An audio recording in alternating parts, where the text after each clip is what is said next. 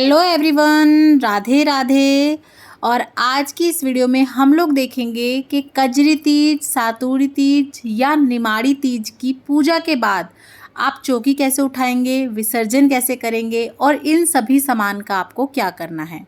और कजरी तीज, सातुड़ी तीज की पूजा आप कैसे कर सकते हैं, पूजा में क्या क्या सामग्री लगेगी, उन सभी की वीडियो चैनल पे आ चुकी है।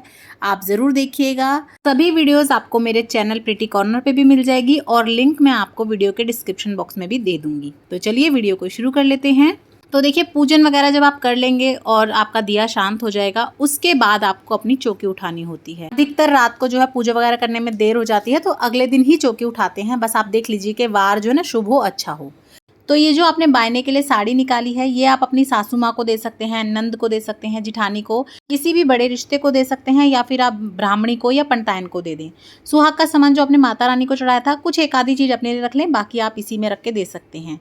और ये जो सातु हम रखते हैं, ये सातु कुछ लोग तो खुद खाते हैं और कुछ लोग ये भी बायने में रख के देते हैं।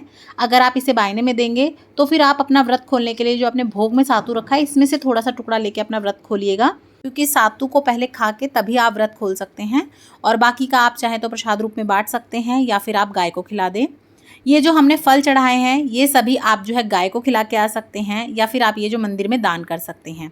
और जो भी आपने गौ माता के लिए रखा हो, गुड़ चना हो या आटे की लोई गुड़ हो, वो भी आप जो है गौशाला में जाके गाय को खिला दें, या आपके आसपास कहीं गाय हो तो आप उन्हें खिला सकते हैं। इन गेहूं के अंदर आप थोड़े से गेहूं और मिला के आप दान भी कर सकते हैं, नहीं तो आप ये वाले दाने जो हैं ये आप पक्षियों को डाल दें। ये सुपारी आपको अपने सातु पे रख के ही मिनसनी है बायने के साथ।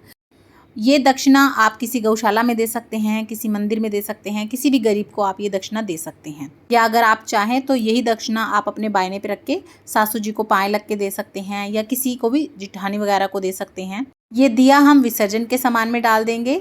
और ये जो हमारी कहानी सुनी, कथा सुनी का जल है, इसे हमें चंद्रमा को अर्घ देना है इसे। और अर्घ देते समय आप क्या बोल सकते हैं, उसकी भी वीडियो है चैनल पे, आप देख लीजिएगा। और ये जो हम कोई मूर्ति या फोटो रख रहे हैं गौ माता की, उन्हें आप जल का छींटा देके और फिर से अपने मंदिर में रख सकते हैं, पूजा कर सकते हैं। सभी फूलों को आप इकट्ठा कर लें, इन्हें आप सुखा के चाहें तो फिर से बो सकते हैं, उगा सकते हैं, या फिर आप इन्हें जो है विसर्जन के सामान में रख सकते हैं। ये जो हमने तलाई बनाई थी, इस जल का भी हमें विसर्जन करना है और आपको कहीं भी नहीं डालना है, इसे भी अच्छे से आपको जो है विसर्जन करना है। और ये जो हमने छापा लगाया था, अगर आपका दीवार पे ही है तो आप चिपका रहने दें कुछ दिन, इसे भी आप संभाल के रख सकते हैं। और अगर आप चाहें तो साथ के साथ भी आप विसर्जन कर सकते हैं, तो इसे भी हम विसर्जन के सामान में रख लेंगे। तो इस तरह से हम ये ले लेंगे। कलावा जो हमने चढ़ाया था वो भी ले लेंगे। और ये जो हमने मिट्टी की पार्वती माता बनाई है, इनका भी हमें विसर्जन करना होता है। तो आपने चाहे मिट्टी की बनाई हो, चाहे कोई मूर्ति हो, चाहे इस तरह से हो, आपको सभी का विसर्जन करना होता है। कुछ लोग विसर्जन नहीं करते हैं तो वो छींटा लगा के रख लेते हैं। वैसे सही यही रहता है कि इनका विसर्जन कर दिया जाए। तो देखिए, इस तरह से हम ये जो हमने तलाई बनाई है, ये भी तालाब का ही स्वरूप है, हम इसी में इनका विसर्जन कर देंगे पहले। और अगर आपके आसपास कहीं बड़ा तालाब हो तो आप वहाँ जाके भी विसर्जन कर सकते हैं।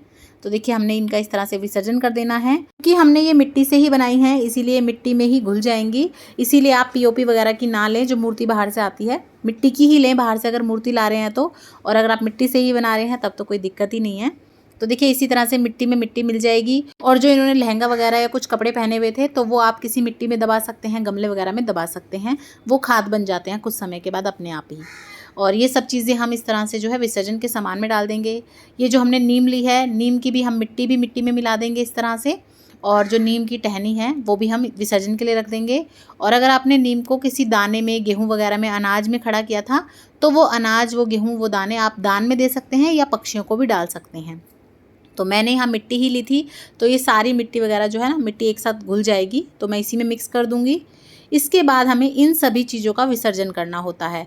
तो देखिए, अगर आपके पास कोई कुआं, तालाब, कुछ ऐसी तलाई वगैरह है, तो आप ये सारी चीज़ें उसमें विसर्जित करके आ सकते हैं। और ऐसा कुछ नहीं है तो आप अपने घर के गमले में, या कोई क्यारी, कोई बगीचा हो तो उसमें ये सारी चीज़ें जो है डाल सकते हैं। और तलाई बनाने के लिए अगर आपने ये मिट्टी का बर्तन यूज़ करा है तो इसमें आप पक्षियों को पानी दे सकते हैं। और अगर आपने स्टील का या किसी धातु का यूज़ करा था तो उसे आप धो मांज के अपने काम में ले सकते हैं। और ये जो कपड़ा वगैरह आप चौकी पे बिछाएंगे उसे और चौकी को आप बार बार अपनी पूजा में इस्तेमाल कर सकते हैं। तो इस तरह से आप बहुत ही सरल तरीके से पूजन कर सकते हैं, विसर्जन कर सकते हैं। वीडियो अगर आपको पसंद आई हो तो ज़्यादा से ज़्यादा शेयर कीजिएगा फ्रेंड्स एंड फैमिली के साथ। और इसी तरह की हमारे तीज त्यौहार, घर गृहस्थी, पाठ पूजा की वीडियोस देखने के लिए चैनल पे बने रहें। सब्सक्राइब नहीं किया है तो सब्सक्राइब कर लें। वीडियो को लाइक ज़रूर करें, आपके एक लाइक से मुझे बहुत ज़्यादा मोटिवेशन मिलता है इसी तरह की और वीडियोस बनाने के लिए। तो लाइक शेयर सब्सक्राइब करना ना भूलें। राधे राधे।